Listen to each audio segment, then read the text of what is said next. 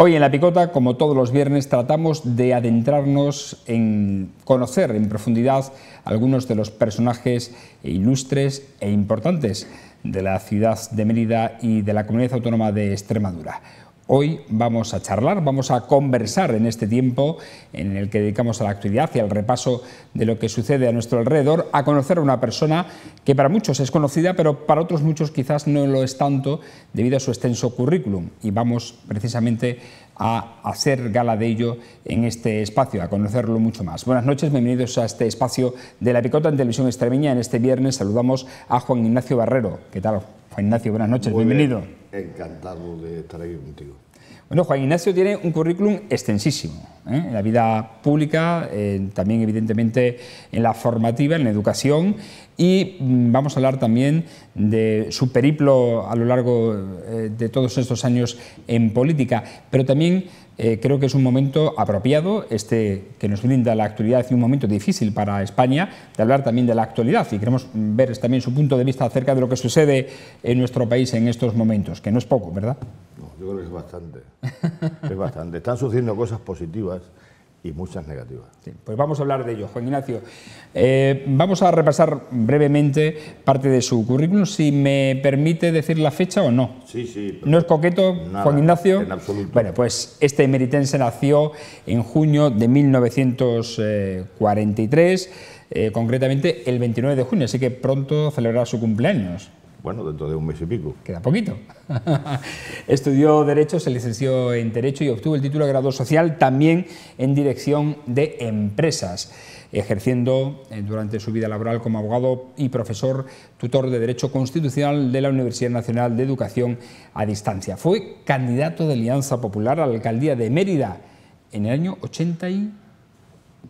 Pues 80 y algo, yo no estaba en política y un grupo de personas pensaron que... 87 puede ser. Sí, queda un poco antes, ¿eh? Sí. Queda un poco antes, queda 83. En el 80, entonces las primeras elecciones municipales. Quizás, no, ya había habido elecciones municipales en donde la entonces Alianza Popular no tenía ningún concejal. Estaban buscando un candidato por todos sitios, yo me negaba rotundamente y dijeron, pues hay un abogado joven... Por eso digo, los datos que tengo son del 87 que se defiende y apareció Alianza Popular en el escenario meritense, ¿verdad? En el foro. Y que se defiende y tal. Y bueno, hay una serie de personas que fueron los que crearon entonces todo aquello, donde yo iban ellos inmediatamente para ofrecerme esto. Me resistí 5 meses y a los 5 meses un día dijo, bueno, mira, si no encontráis otro, me lo decís. O sea, que su entrada en política fue casi como casual. Así, casual. Ahí me perdí. No buscaron a nadie más y me hicieron candidato. Bueno, de cero concejales sacamos 5, que son como 7 ahora, porque entonces eran menos concejales. Eran, ¿no? 23, ¿no? Entonces, en el Ayuntamiento de Mérida, 21. Creo. O 21. Eran 21. Y se hizo lo que se pudo.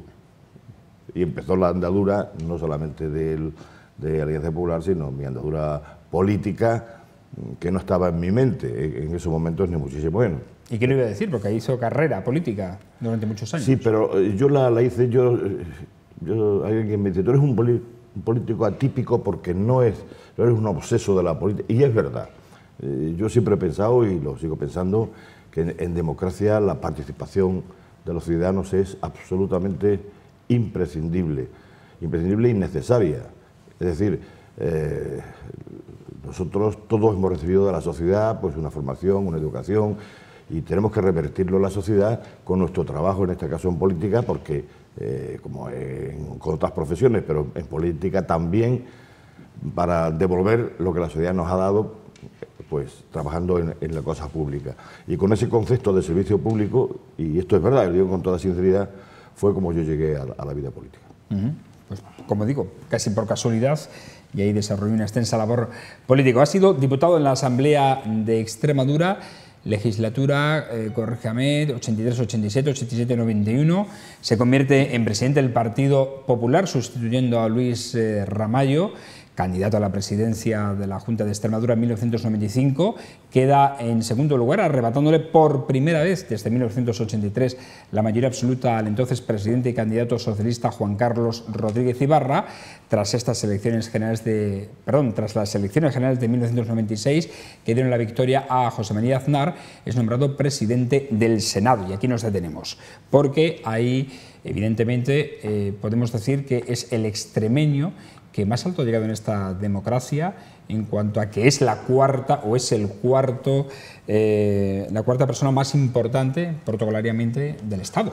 Sí, ahí siempre Federico Tillo y yo teníamos un coloquio que dice, bueno, vamos a ver, si en todos los países donde hay dos cámaras, son bicamerales, el Senado va por delante, porque aquí es el Congreso. ¿Cierto? Realmente se hizo así, pero estábamos a la par. Sí, efectivamente he tenido la suerte de estar ahí, de ser una persona pues importante dentro de lo que es el estamento del Estado, y ha sido para mí un orgullo, pero ha sido un orgullo sinceramente que siempre he dedicado a Extremadura y a los extremeños y a Mérida, mi ciudad, que es donde yo me he educado, donde he nacido. Hay mucha gente que se cree que soy de Guareña era mi padre, estuve allí unos años muy felices, por cierto, y le tengo mucho cariño, pero yo soy emeritense. Pero en fin, ese es el resumen de mi vida política. Bueno, fui diputado nacional. Claro, eso nos queda todavía más currículum todavía. Por cierto, que la primera vez que ganó el Partido Popular, ya Partido Popular en Extremadura, no fue con Monago, fue conmigo unas elecciones generales del 96 o el 97, donde por primera vez el Partido Popular ganó las elecciones. Yo encabezaba la lista por Badajoz, en Badajoz. Al PSOE, un entonces todopoderoso PSOE. En un momento muy difícil. Pues ganamos en Cáceres y en Badajoz y sacamos todos los tres senadores, 3 diputados, en fin. La primera vez que se le ganó al PSOE fue en el año 2000. ¿Ese fue a lo mejor el premio que le dio José María Aznar para ser presidente, para llevárselo a Madrid? Pues no. ¿O cómo fue la circunstancia? No, porque eso fue después. Yo lo he contado muchas veces y fue una cosa muy curiosa, ¿no? Yo había intervenido junto con el presidente en algunos mítines y yo veía que él me escuchaba con atención lo que decía y cómo lo decía, ¿no? Y me felicitó muchas veces en mis intervenciones. Y un día, una noche de un viernes, yo estaba en mi casa, yo creo que leyendo algo y mi mujer también, suena el teléfono, se pone una chica, una secretaria, y me dice, Juan Ignacio Barrera, un momento, ¿qué le pasó con don José María Aznar? Que ya había ganado las elecciones, ya las había ganado, pero no era presidente del gobierno. El gobierno entonces. No era presidente del gobierno. Y yo me quedé así, y digo, bueno, es José María Aznar. Y me saluda, me dice, ¿qué tal? ¿Cómo estás? ¿Cómo está Chelo? Ah, pues muy bien y tal. Mira, ¿tú puedes venir a verme el lunes? Le digo, pues naturalmente, presidente, pues te espero el lunes a las 11 de la mañana. Y colgué, le dije a mi mujer, es José María Aznar. Ella me dijo, anda ya, a las 10 de la noche de un viernes te va a llamar teniendo todo el día, te están tomando el pelo. Digo, yo creo que es José María Aznar, sinceramente. ¿Qué pensé yo? Yo pensé que como estaba en ese momento intentando formar gobierno y intentando pactar con otros grupos, y entre ellos con Pujol, con los catalanes, pues digo, este está llamando a los presidentes regionales de su partido un poco para venderles la moto. Oye, tenemos que llegar a un acuerdo con los catalanes por esto. Esto es lo que yo pensé, sinceramente, no pensé en otra cosa, no pensé absolutamente en otra cosa. Y entonces yo me fui a Madrid el lunes. Llegué a Génova 13, al piso 7º, y pregunté por él. Ya me encontré a Paco Cascón de Cereo, que me dijo, ¿has visto al presidente? Paco, que ha sido un gran secretario general y un gran ministro, pero que es un hombre que no se distingue por su sonrisa continua, es más bien adusto en sus cosas. Vi que estaba muy contento. ¿Has visto al presidente? Se ve que ya lo habían hablado entre ellos, ¿no? No, lo estoy esperando. Efectivamente, al minuto salió, pasa y tal. Me senté como estuviera contigo y empezó a hablarme de Extremadura, de la alcaldía, de cómo estaba Badajoz, cómo está tal, así un cuarto de hora. Y yo pensando, digo, no me llamó a mí para contarme toda esta historia, ni mucho menos. Y de pronto esboza una sonrisa, como yo digo, a la Gioconda de Descacel, y me dice, oye, quiero que presidas el Senado. Y yo no lo entendí bien. Digo, ¿qué? Que quiero que presidas el Senado. Creo que lo vas a hacer bien. Hay razones políticas, creo que lo vas a hacer bien. Y yo enseguida le dije, ¿y Extremadura? Y me dijo, no, tú sigues siendo presidente de Extremadura, no hay ningún problema. Pero quiero que presidas el Senado. Estamos en minoría absoluta en el Senado. Hace falta a alguien que tenga un poco de mano izquierda, que dé equilibrio, y yo creo que tú lo vas a hacer bien. No digas nada porque quieres serlo una persona que después fue vicepresidente del Senado, que era de CiU. Dice, pero Pujol no quiere. Y yo le he puesto alguna chinita, porque le he dicho, oye Jordi, ten en cuenta que el presidente del Senado y el del Congreso también son los únicos con el presidente del gobierno que están por encima, protocolariamente, que el presidente de la comunidad autónoma. Y entonces, claro, Pujol dijo que va a venir uno mío para que va a vivir aquí en Barcelona por encima de mí a presidir los actos, ni hablar, ¿no? Y así fue, no digas nada y vente pasado mañana. Yo no dije ni pío.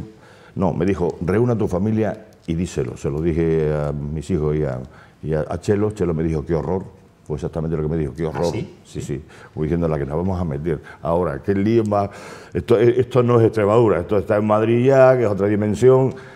Y me callé. Y 2 días después se celebraba en una junta directiva nacional, que está compuesta por senadores, diputados, eurodiputados y tal, en donde el presidente del partido estatutariamente tiene que hacer las propuestas de los miembros de nombramientos de las cámaras, que después van a votar las cámaras, porque lo que hacía el presidente del partido es proponer simplemente, ¿no? Y yo callado. Y me acompañaron 2 personas. Uno era jefe de prensa, que tú conoces bien, ¿eh? Ahora con la pierna del hombre está un poco estropeado. Otro amigo Ángulo, Rafa. Claro, Rafa Ángulo y otra persona, y yo callado. Y cuando llegábamos a la calle donde está Génova, donde está el partido, a la calle Génova, entonces dije, os voy a decir una cosa, dentro de 1 hora va a pasar algo que nos va a afectar a todos. Me miraron muy seriamente y no dije más.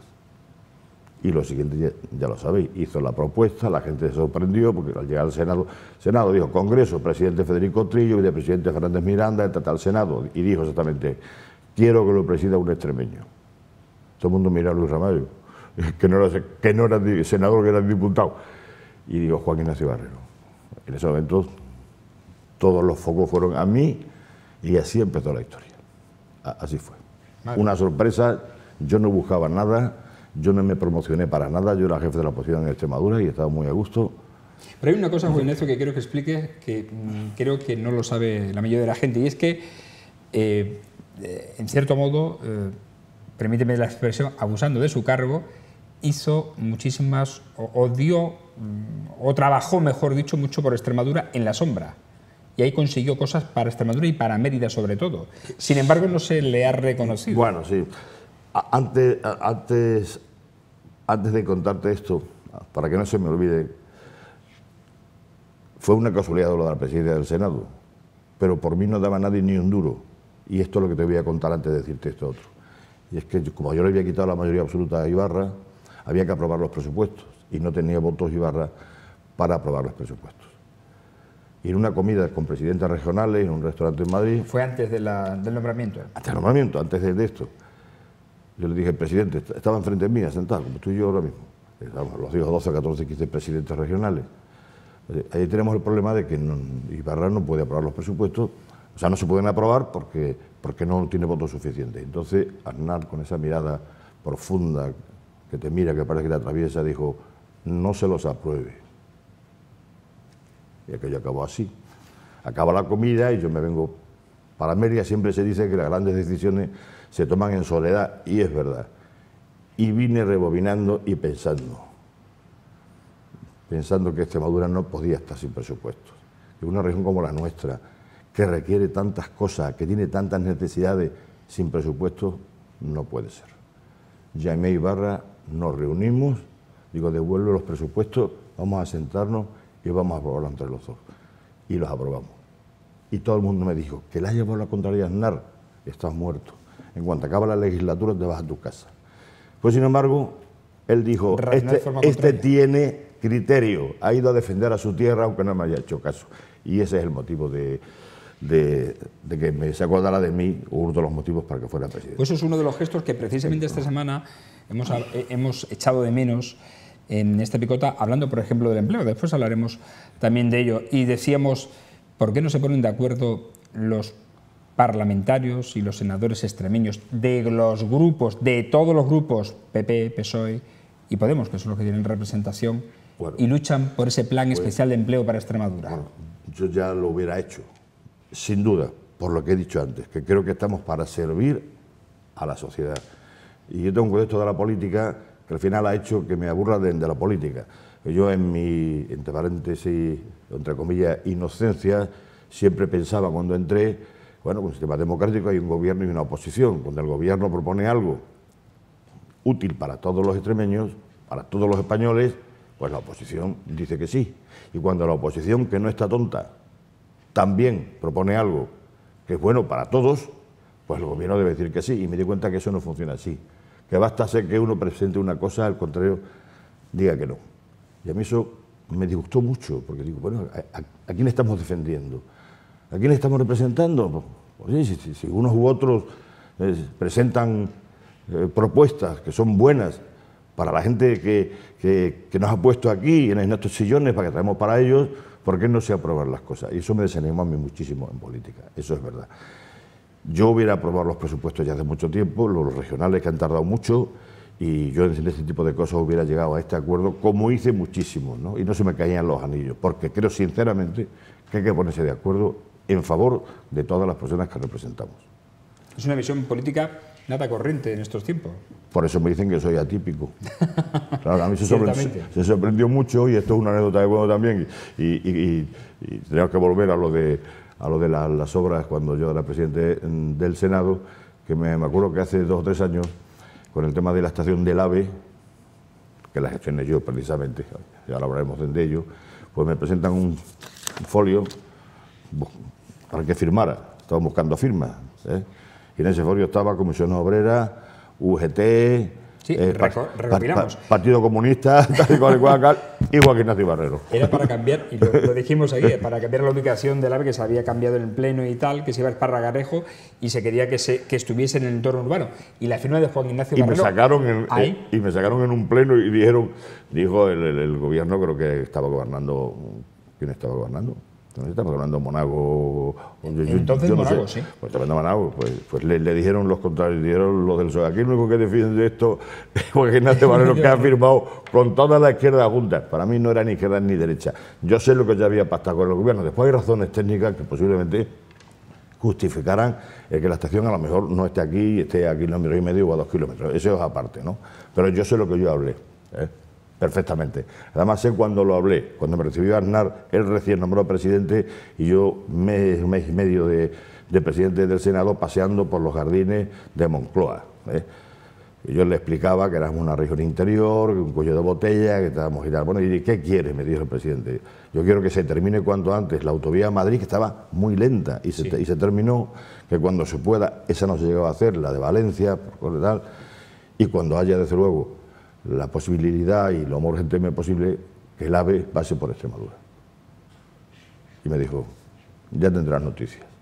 Y cuando yo ya no era presidente, lo había dejado hace unos meses, pero sí del partido, y estaba paseando yo solo, 8 de la tarde por la plaza, recibo una llamada telefónica y era el ministro de Fomento, que entonces era Arias Salgado, ya no era Paco Casco. Rafael Arias Salgado. Rafael Arias Salgado. Y me dijo, Juan Ignacio, me encarga el presidente que te diga que el AVE pasa por Extremadura, que va por Cáceres, Mérida, yo dije Plasencia, será un ramal. Dice, pero dice, los portugueses no quieren que vayan por Oporto.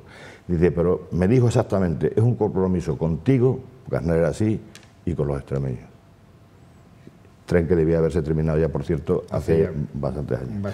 Pero yo me acuerdo que la batalla con la prensa era tremenda. Donde yo iba en esos momentos, por Extremadura, por cualquier sitio, todos los periodistas, la pregunta era, sí, el tren pero ¿es el de 300 kilómetros por hora o es el de 225 kilómetros por hora? Y me machacaban, y yo veo que ahora no hablan de eso.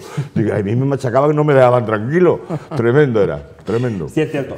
Pues eso, que ha luchado siendo presidente del Senado por Extremadura y por Mérida. ¿Qué cosas de Mérida que no se saben que las luchaste desde Madrid? Sí, yo luché lo que pude y, lógicamente, para ayudar al alcalde en ese momento, porque muchas veces el alcalde tiene las ideas de las cosas y hace falta echarle una mano, ¿no? El alcalde, entonces, sobre todo presupuestaria, ¿verdad?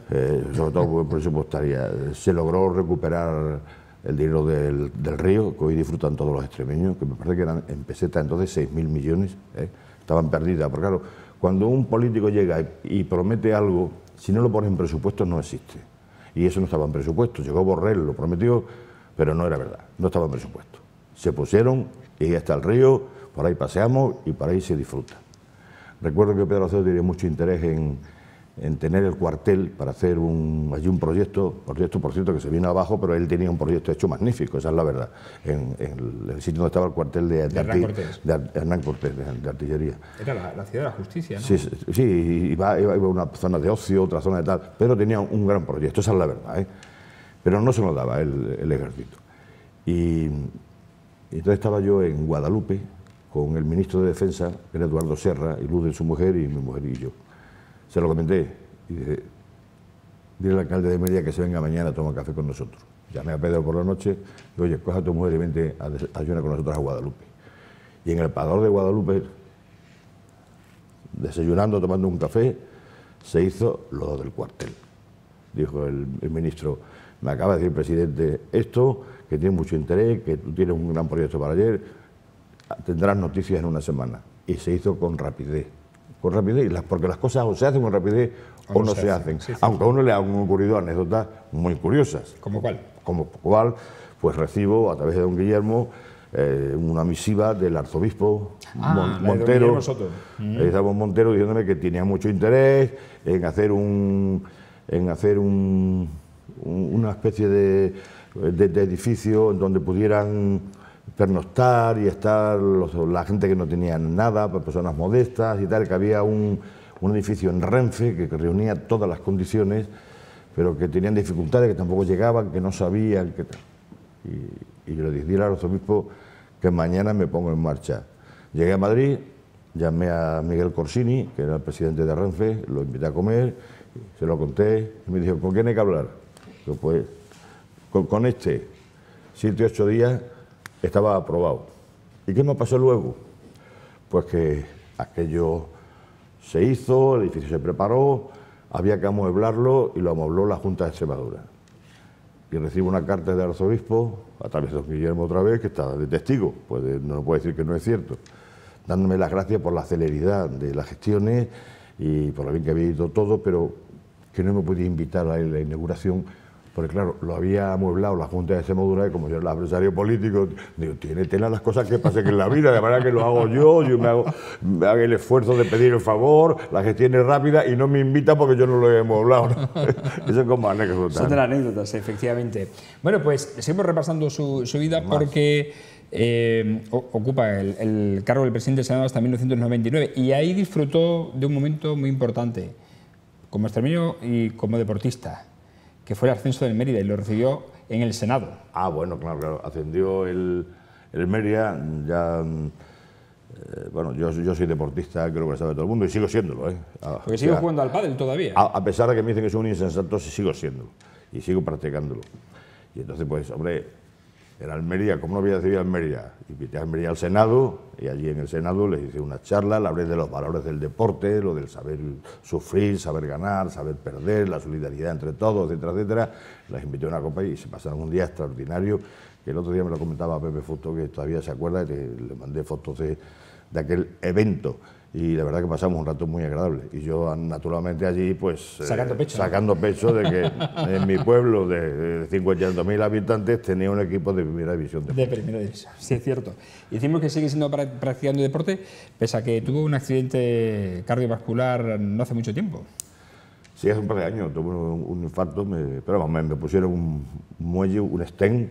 Y yo, claro, yo pienso, digo, si yo tenía una arteria obstruida y me ponen un muelle y ya aquello está estupendo y pasa la sangre, pues estoy mejor que nunca. Dice lo que no, pero tienes que tener cuidado. Digo, pues yo me siento mejor que nunca, ¿no? ¿Y sigue practicando deporte? Sí. Naturalmente que sí. Ahora he estado unos días sin jugar, aunque ya jugaba antes de ayer, al pádel, porque he tenido una rodilla fastidiada y un familiar mío, que es especialista en las cosas, me dice, de tanto deporte tienes resecado el menisco y claro, no tienes líquido, ¿no? Y entonces los huesos chirrían y te duele. Y el otro día me ha inyectado ácido hialurónico, me ha inyectado y parece que estoy mejor y ya el domingo voy a jugar. ya estoy contento. O sea que ya sigue practicando. Perfectamente. Bueno, después del Senado volvió a ser candidato al Congreso de los Diputados, ¿verdad? Y obtuvo el escaño. Sí, después del Senado, cuando me pidieron, bueno, cuando me vine otra vez para Extremadura, llegó un momento en que decidí dar paso. En política hay que saber dar paso a la gente en un momento determinado. No te puedes eternizar. Yo ya había hecho el trabajo que tenía que hacer. Organicé el partido, fui candidato frente a Ibarra, que era posiblemente el candidato más fuerte de todas las comunidades autónomas, sin duda, por cierto, al que yo le reconozco muchas cosas positivas, siempre lo digo. ¿Cómo definiría a Rodríguez Ibarra, su adversario político en la región? Pues yo creo que es alguien, en primer lugar, que ha sentido pasión por la política, porque las cosas, si no hay pasión, no es imposible hacerlas bien, ¿no? Que estuvo en el momento oportuno, además, porque yo era ya diputado, pero allí, con su jefatura como presidente de la Junta, se aprobó el himno de Extremadura, la bandera de Extremadura.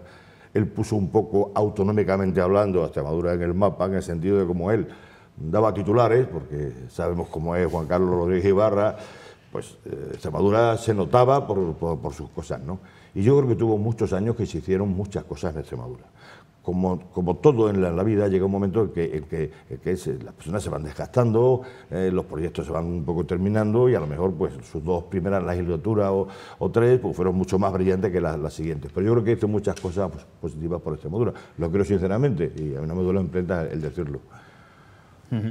¿Y qué diferencia aprecia entre Rodríguez Ibarra y el actual presidente, Fernández Vara? Pues quizás de formas y de carácter. Yo tengo que decir que yo tengo una buena amistad con Fernández Vara. Yo tengo una magnífica relación. Bueno, es difícil llevarse mal con Fernández Vara, creo. Yo tengo una magnífica relación. Él conmigo es muy amable. Cuando yo era defensor del paciente de la Comunidad de Madrid, organizaba muchas veces seminarios con asociaciones de pacientes y tal. Yo lo invité en algunas ocasiones a que viniera con nosotros y diera una charla y lo presentaba yo. O sea, que tengo con él. Y yo siempre digo una cosa que es verdad, aunque parezca raro, pero yo tengo que decirlo porque es verdad. Yo en 4 años, yo no estoy todos los días con el presidente actual de la Junta, ni muchísimo menos con Guillermo Fernández Vara. Algún vino me he tomado con él, pero no estoy. Pero es verdad que he estado más veces con él que con Monago en sus 4 años de gobierno, que es el de mi partido. Y como esto es verdad y es así, pues yo tengo que decirlo. Tengo que decirlo. He estado más con Fernández Vara que con José Antonio Monago. Más tiempo, más conversaciones y más charlas. Y es cierto. Por lo tanto, mi relación... Es más complicidad, por decirlo de alguna manera. Sí, bueno, personal, me refiero. No es que yo no lo tenga con José Antonio Monago, yo no he tenido nada con él, ni complicidad, ni ninguna enemistad, ni nada en absoluto, pero la circunstancia es esa. Yo no me he sentado en 4 años con José Antonio Monago para charlar y tal, y sí lo he hecho con Fernández Vara, ¿no? Pues eso es verdad y no pasa nada. Sí, además esto se refrenda en unas imágenes que tenemos del último pleno de Mérida al que fue invitado, en el que se nombró hija predilecta a María Isabel Mijares. Así. Y tenemos unas imágenes que se le ve charlando amablemente con Guillermo Fernández Vara. Claro que sí, yo creo que lo personal no lo tiene... Claro, no tiene nada que ver con lo ideológico y con lo político. Aunque insisto, no es lógico que el presidente de la Junta de Extremadura, de tu propio partido, pues no haya encontrado en 4 años, y alguna vez se lo he pedido, oye, dile a su secretaria, que fue la mía, dile al presidente que quiero sentarme con él y que tengo que hablar con él, pero nunca se ha dado esa circunstancia, nunca, ¿sabes? Es la verdad, ¿no? ¿Tienes algo en contra? No, él contra mí tampoco seguro. Pero es la circunstancia, ya sí. Iba a dejarlo para más adelante, pero voy a aprovechar ya que ha metido esa cuña. ¿Qué problema es estilo histórico en el Partido Popular entre Badajoz y Mérida? Porque claro, en la época de Monago mandaba el Partido Popular de Badajoz, en la época de Juan Ignacio Barrero mandaba el Partido Popular de Mérida. Pero siempre ha habido esa división. Pues yo te voy a decir una cosa. La división realmente era en Cáceres-Badajoz. Y después está la cuña de Mérida. Pero la cuña de Mérida es distinta, porque en Mérida, este cruce de caminos históricos, de comunicaciones que tenemos, ha hecho que Mérida ha sido visitada continuamente por turistas, por gente de otros países, y ha hecho a Mérida, a la gente de Mérida, tener un carácter mucho más abierto que en otros sitios de Extremadura. Esto es así. El meridense es más abierto Creo que somos una ciudad abierta y ha recibido muchísima gente. Sí, no, ha recibido mucha gente, tenemos otro arte. Entonces, cuando un emerités, en este caso yo, ha sido el presidente del Partido Popular de Extremadura, no ha sido el Partido Popular de Extremadura de Mérida, sino de Extremadura.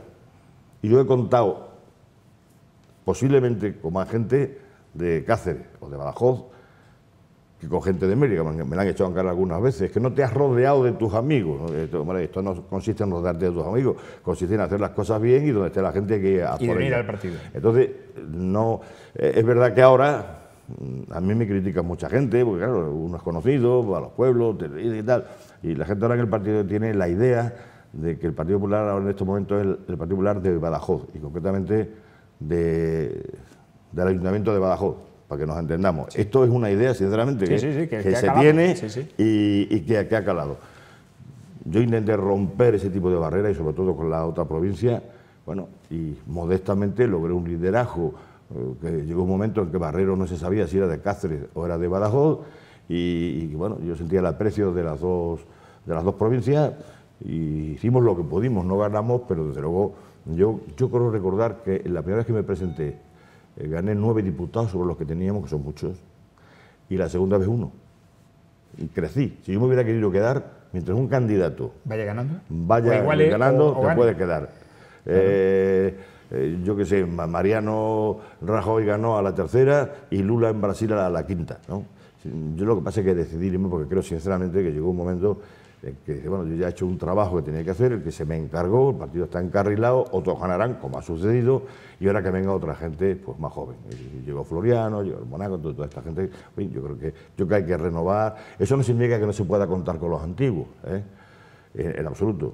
Yo he intentado echar una mano estos últimos años siendo de los antiguos, como se dice, y la verdad es que no me han dejado, no he querido, no hay que contar con todos, pero es bueno que se vaya renovando la gente, que llegara gente más joven al mando de arriba y tal, y decidí yo irme, pero si me hubiera querido quedar, yo había ganado un congreso y además había aumentado también en diputados. Mientras que eso sucede en política, tú puedes quedarte el tiempo que quieras. Ahora, si tú decreces, tienes que irte. Eso es evidente. Si tú decreces, tienes que irte. Es así. ¿Y es difícil que un político español se vaya? Yo ya me he ido de tantos sitios que estoy acostumbrado. Claro, yo fui senador, ya dejé de ser diputado, fui diputado regional, secretario de la mesa de la Asamblea de Extremadura y dejé de serlo. Fui diputado nacional y dejé de serlo. Fui presidente del Senado, dejé de serlo. He sido presidente de la empresa nacional de celulosa, defensor patriótico de lo público, no hablo de las empresas privadas que están en un montón. Y dejé de serlo. Y digo, yo ya tantas veces he tenido que dejar, porque ha habido cambio por situaciones de estas, que ya me parece una cosa normal, pero es verdad que todo el mundo se resiste. Sí. Pues cada uno debe entender cuál es su momento y cuál ya no es su momento.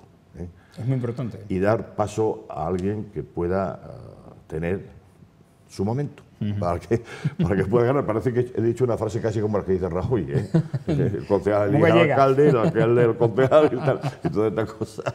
Muy gallega, sí. Pero sí es cierto, volviendo a lo del Partido Popular, ahora mismo, por ejemplo, en Mérida, diputados regionales, bueno, no hay, desde que se fue Trinidad Nogales, que es la única meritense que estaba representando a Mérida en la Asamblea de Extremadura, ahora mismo no hay.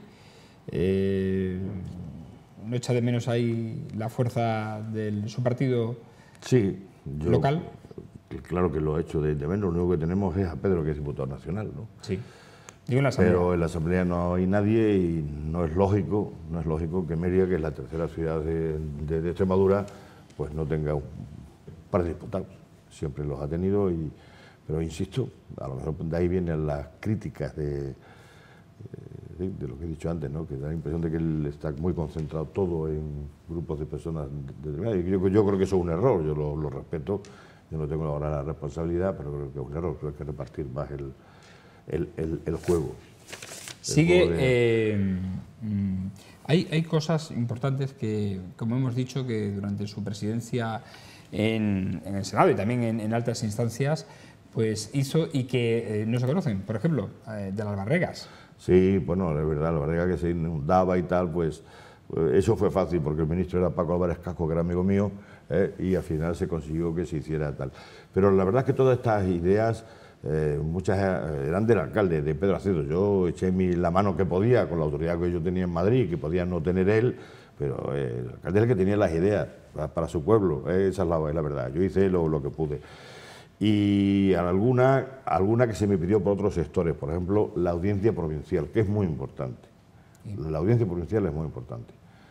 Y yo luché con la ministra, Margarita Mariscal de Gante, no diría yo que a voces, pero casi, o sea, discutiendo tremendamente. Es que esto lo tengo que hacer en tal sitio, esto hay que hacerlo, hay que hacerlo, y hoy hay una sesión de la audiencia provincial que, hombre, que hay mucha gente que lo agradece porque Mérida tenía que tenerlo y lo tiene. Y eso es más importante de lo que parece. Más importante que otras obras. Por cierto, que fue también miembro del Consejo Consultivo de Extremadura hasta la edad máxima que le ha permitido, ¿no? Los 72 Para años. eso sí contó conmigo José Antonio Monago, tengo que decir las cosas que son y las que no son, ¿no? ¿Y qué le parece el hecho de que se haya eliminado del Consejo Consultivo en esta decisión nada más llegar? Pues sinceramente a mí me parece un error. El Consejo Consultivo, por allí pasaban unos 900 asuntos al año,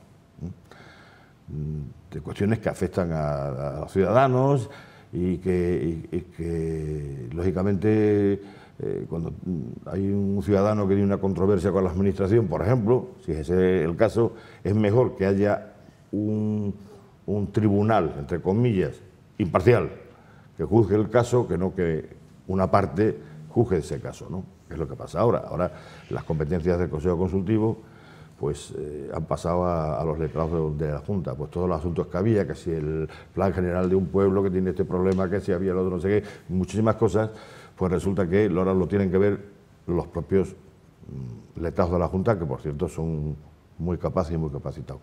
Ahí estábamos 5 personas de distintos signos, pero que en su vida nunca hablamos de política, nunca. Nadie tomó partido nunca por nada,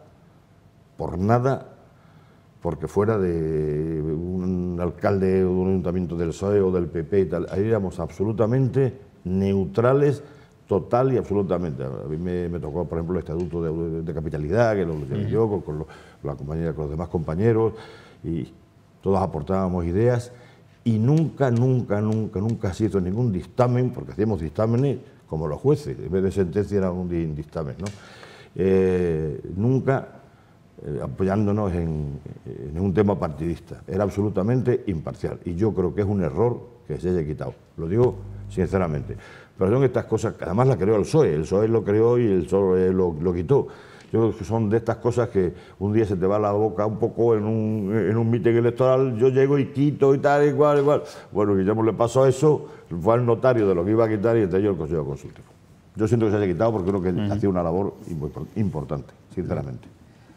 Lo que vulgarmente se llama pasada de frenada, ¿no? Sí.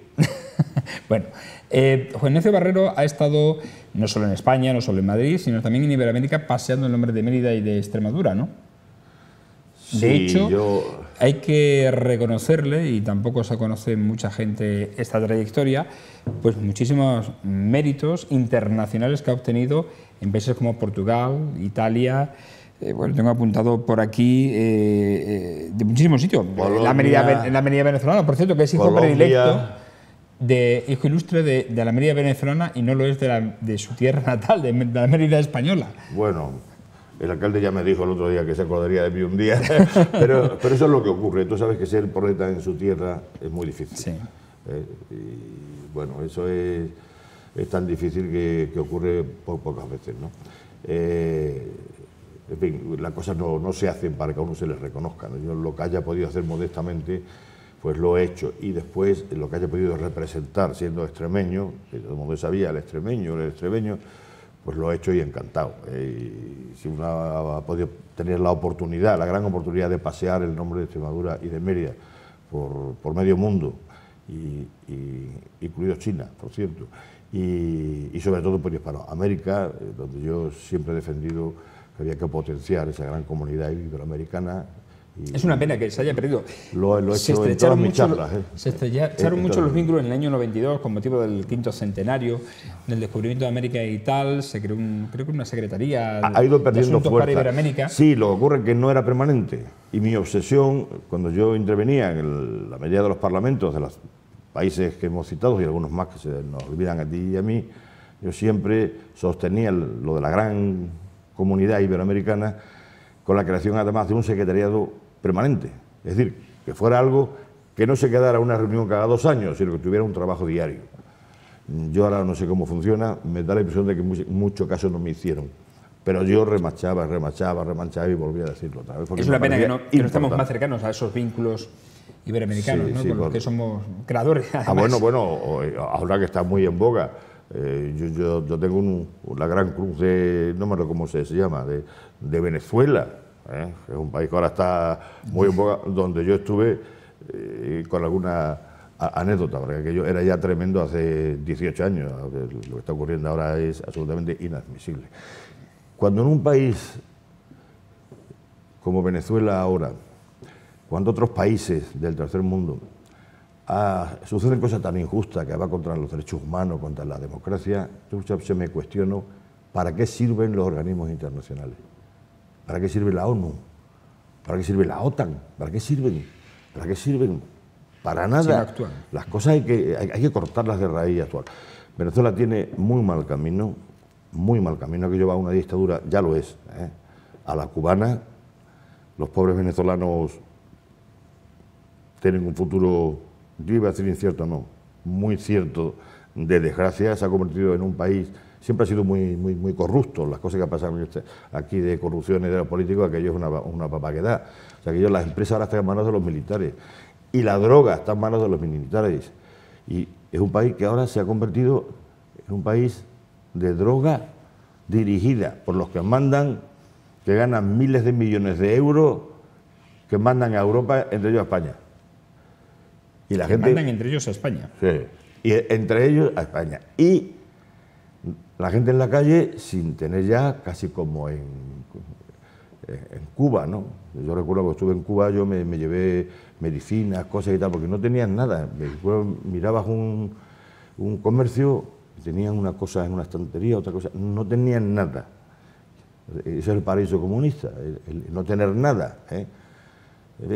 Eso es lo que quieren algunos señores que hoy tienen representación parlamentaria en España y en Extremadura, porque eso es su visión de la sociedad y de la política. Pues sí, precisamente... Me refiero a los que cobran de Venezuela y que aquí están en el Congreso de los Diputados. A eso iba ahora, esa cuestión iba precisamente a preguntarle sobre qué opinión le merece este panorama español, este nuevo escenario con la entrada de estos partidos nuevos, entre ellos Podemos, pues, al que se ha referido. A mí me parece muy preocupante, sinceramente, me parece muy preocupante. Y ahora, Dios quiera que las primarias del PSOE las gane Susana Díaz, la andaluza.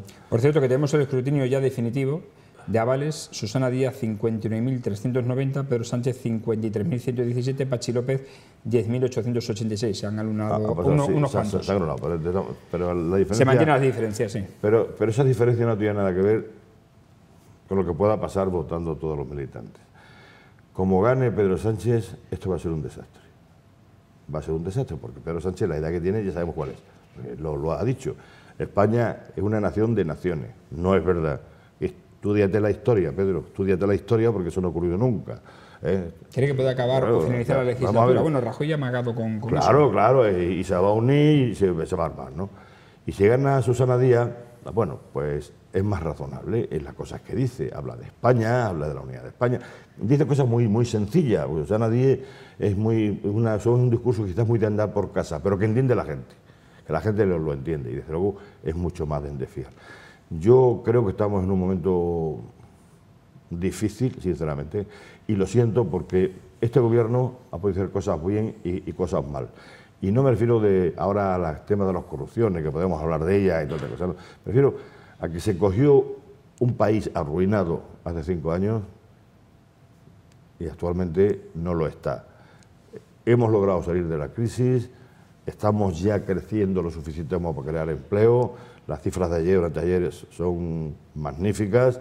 Mejor el mes de abril. Estamos en el camino, no se ha terminado todo, pero estamos en el camino de conseguir lo que dice el presidente, 20 millones de españoles trabajando al final de la legislatura. Vamos por 18,5 ya, o sea que no va muy descaminado, que es lo único que va a garantizar la paga de las pensiones a nuestros mayores. Porque claro, si la gente no trabaja, ¿quién paga las pensiones? El hijo tiene que pagar la pensión del padre o del abuelo, si no es imposible. Y lo que pasa, Juan Ignacio, es que también el Partido Popular está rodeado en este momento por unos casos de corrupción que le han salpicado de sus anteriores etapas, que son tremendos. Sí, ha habido... Yo quiero decir algo, porque las personas nos escuchan. Hay muchos miles de representantes públicos, de políticos, y el 98% son gente honrada, que trabajan y no se quedan con un duro. Pero indudablemente hay casos muy llamativos. Muy llamativos, desde los Pujoles en Cataluña hasta el PP en Valencia y en Madrid, y los andaluces con los Jerez en Sevilla, bueno, en Andalucía en su conjunto, ¿no? Es verdad que lo que está ahora más en boga son los temas del Partido Popular, pero eso es normal, porque es que es el partido del gobierno. Y el partido del gobierno siempre suscita más atención.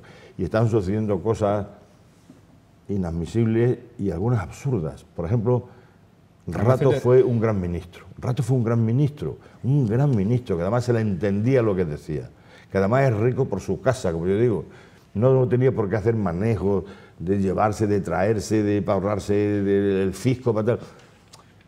No está justificado, ¿no? Pero que ese no es el comportamiento general de los políticos, que eso no es verdad, eso sería injusto.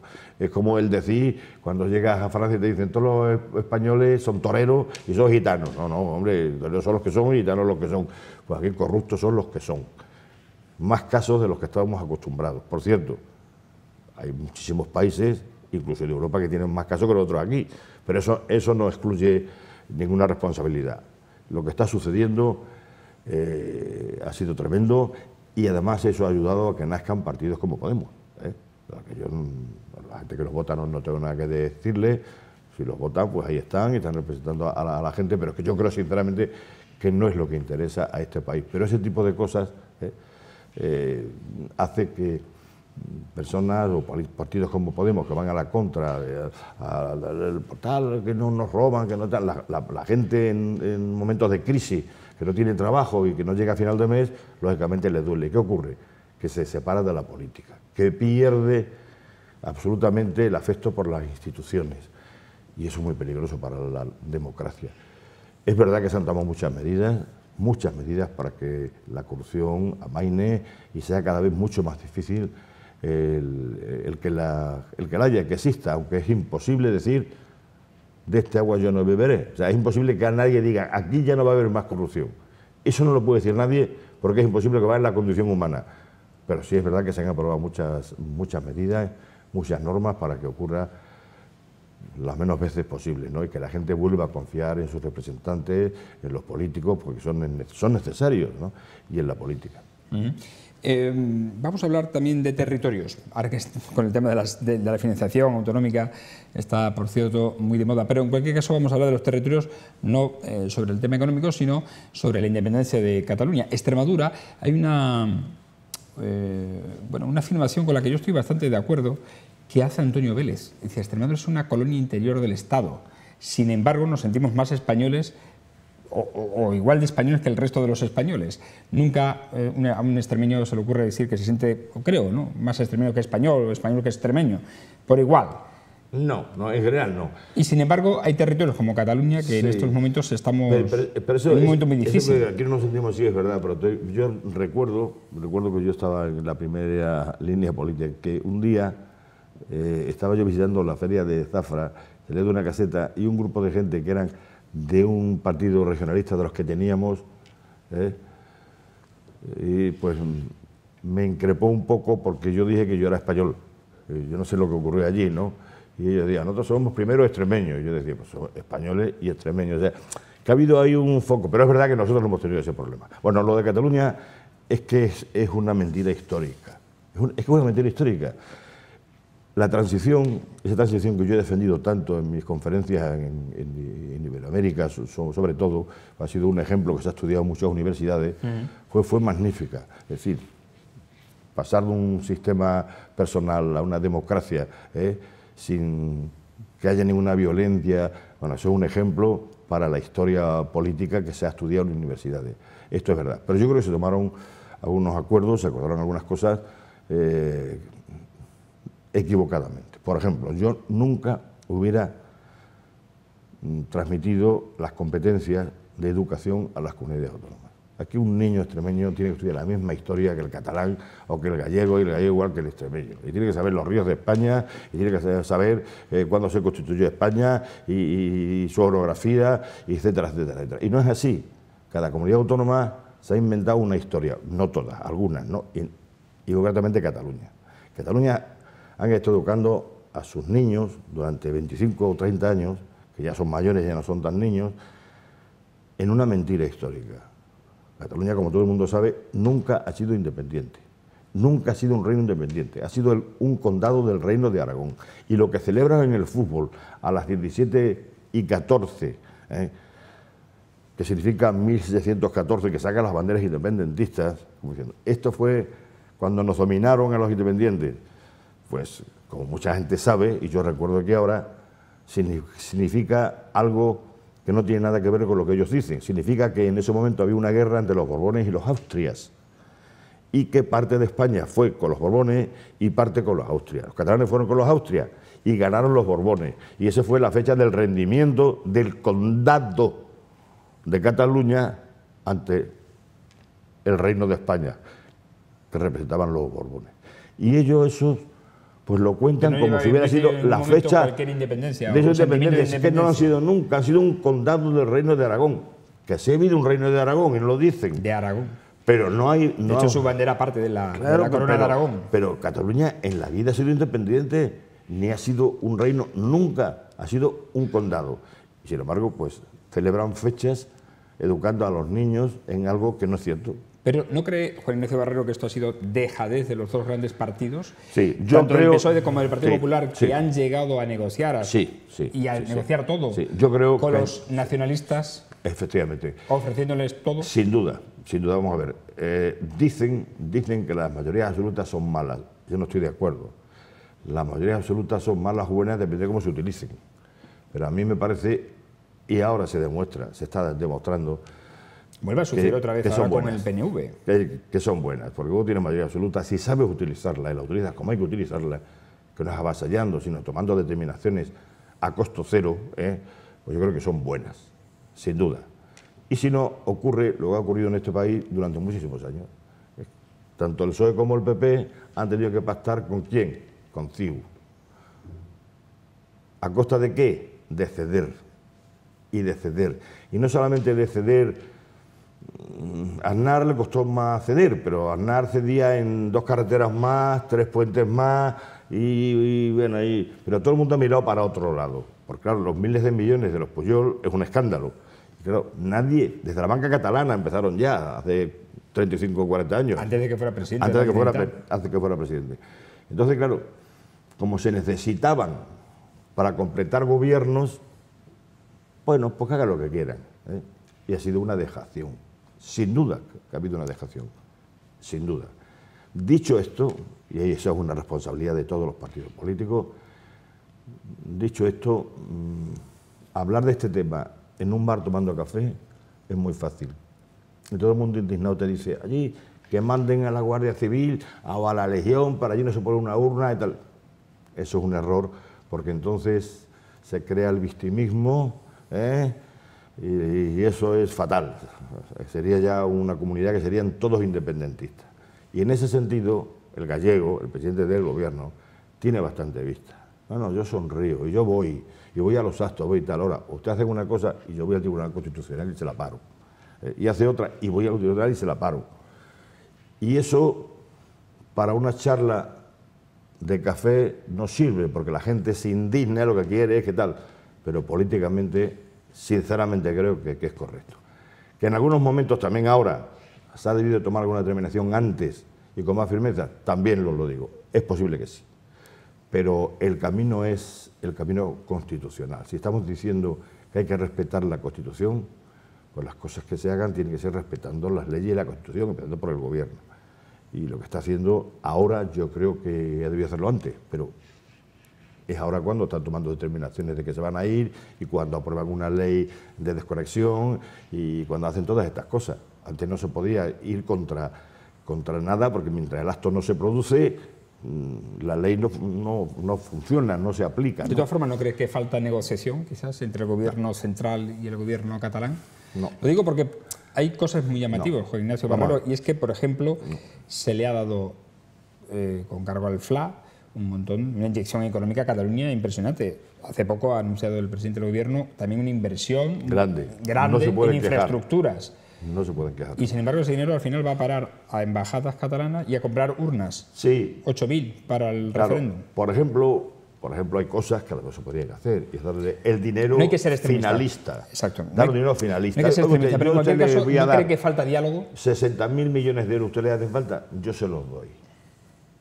Pero es un dinero finalista. Es decir, es un dinero que tiene que ir a sanidad, a educación, a transporte, a lo que sea. No para que ustedes se lo gasten alegremente en otras cosas. Eso sí se podría hacer, indudablemente. Ahora, diálogo de sordos. Los nacionalistas tienen su razón de ser en su ambición de independizarse. Algo que nadie les va a conceder porque la ley no lo permite. Si ellos un día tienen mayoría en el Congreso de los Diputados y hacen una ley de desconexión a nivel nacional, porque la soberanía corresponde a todo el pueblo español en su conjunto. Y ellos han confundido soberanía con autonomía. Y la autonomía está subsumida en la soberanía, como es natural, ¿no? ¿Hablar de qué? Claro, es que llega un momento, porque la vicepresidenta está todas las semanas allí, y habla, pero si tú lo que quieres es A, y yo no te voy a dar A, y yo digo B, el diálogo va a ser imposible. No, es que yo quiero un referéndum, y ustedes me tienen que autorizar un referéndum. No le puedo autorizar un referéndum porque la ley lo prohíbe. La ley lo prohíbe. Y como la ley y la Constitución lo prohíben, yo no puedo dejarle que usted haga un referéndum. A partir de ahí, ¿de qué hablamos? Hablamos de carretera, yo le hago una más si le hace falta. Pero ciertamente, con dinero finalista. Pero con dinero finalista. Para que no se emplee en otro. Dinero finalista. Porque, sinceramente, Cataluña económicamente está en la bancarrota. En la bancarrota absoluta. Dinero finalista, yo le doy el dinero, pero finalista. Es decir, dinero para esto. ¿Usted le hace falta pagar a sus médicos? Que no los han podido pagar. Y a las farmacias. Y a sus farmacias. Pues estos 3.000 millones de euros son para médicos y farmacias. Y usted no se los puede gastar en ninguna otra cosa. Ni en embajadas de estas en el extranjero, ni en tonterías de estas que se inventan. Y eso sí se podría hacer, y eso se debería de hacer ya. El gobierno, yo sé que su intención es no dejarlos moverse jurídicamente. Es decir, cada movimiento que hagan, el Tribunal Constitucional van a empezar a inhabilitar. Es que si se hace de otra manera, el crear víctimas es tremendo, Se hacen héroes allí. Y en las Tres Mártires tiene que el pueblo ahora, se haga también. Nunca van a conseguir la independencia. Nunca. La Constitución es bien clara. No la van a conseguir. Y ellos lo saben. También es una forma de vivir, yo creo que se han organizado. No pueden ser independientes.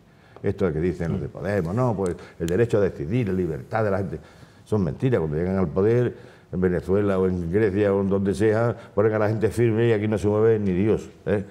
Que no. Bueno, en fin, tenemos que terminar. La verdad es que hemos estado hablando una hora sobre muchísimos asuntos, nos quedan otros en el tintero. En cualquier caso, ha sido un placer reconocer algo más a Juan Ignacio Barrero, un emeritense al que esperemos que pronto le rindan un homenaje su ciudad. No hace falta, no hace falta. A mí me interesa mucho, lo que me interesa es Mérida, y tenemos unas elecciones. Bueno, con otro que tengo buen rollo, como dice la gente, es con Antonio Rodríguez Osuna, al que yo no conocía de nada, pero naturalmente felicité cuando ganó las elecciones, ¿no? Bueno, pues yo me llevo con Antonio magníficamente bien. Dice, ¿es que te llevas mal con Pedro Acevedo? No, estupendamente, lo metí yo en política, pero me llevo bien con Antonio. Y lo cortés no quita lo valiente. Y lo cortés no quita lo valiente. Y lo que me interesa es que esta ciudad prospere. ¿Y cómo ve la ciudad a todo esto? Hombre, yo creo, nos hemos convertido un poco en una ciudad de servicios, pero de servicio a los funcionarios. Es decir, esta es una ciudad que tiene mucho movimiento hasta las 3 de la tarde y poco de las 3 en adelante. Esta ciudad tuvo unas grandes industrias importantes que se vinieron abajo. Ahora hay más, pero mucho más pequeñas. También es verdad que ha cambiado la sociedad y ha cambiado todo y la cosa no es lo mismo ahora que hace 30 años. Pero yo la veo que va evolucionando muy lentamente. Hubo un momento en que se le dio una vuelta a la ciudad, por lo menos en su aspecto externo, y eso lo hizo Pedro Aceto, ¿eh? Eso es verdad. Es decir, muchos parques, muchas rotondas, mucho jardín, mucho tal. Hubo un momento que había dinero y se pudo hacer, ¿no?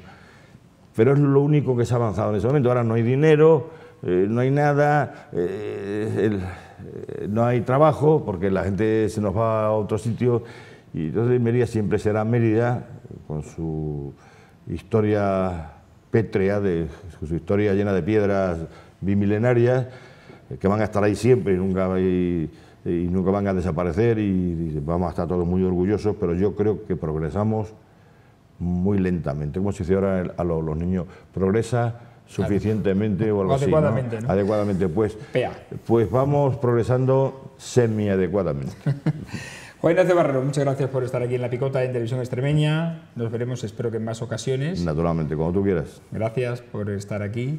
Y a ustedes agradecerles, como siempre, su atención, recordándoles que regresamos el lunes ya en el formato habitual de La Picota de tertulia para analizar los asuntos de actualidad. Hoy también lo hemos hecho, pero bajo la mirada y la opinión de alguien que ha sido la cuarta autoridad del Estado como presidente del Senado. Agradecerles, como decimos, su atención, recordarles que estamos en las redes sociales, en Facebook, en Twitter, en YouTube y en otras redes sociales, y desearles un feliz fin de semana. Parece que el tiempo nos lo va a permitir, la lluvia nos lo va a permitir. Creo que sí, que está cambiando. Ya ahora mismo está más claro. Sí. No he llegado que me ha recibido con agua. Gracias, Juan Ignacio. Muchas gracias. A ustedes, hasta el próximo lunes. Que sean felices. Buenas noches.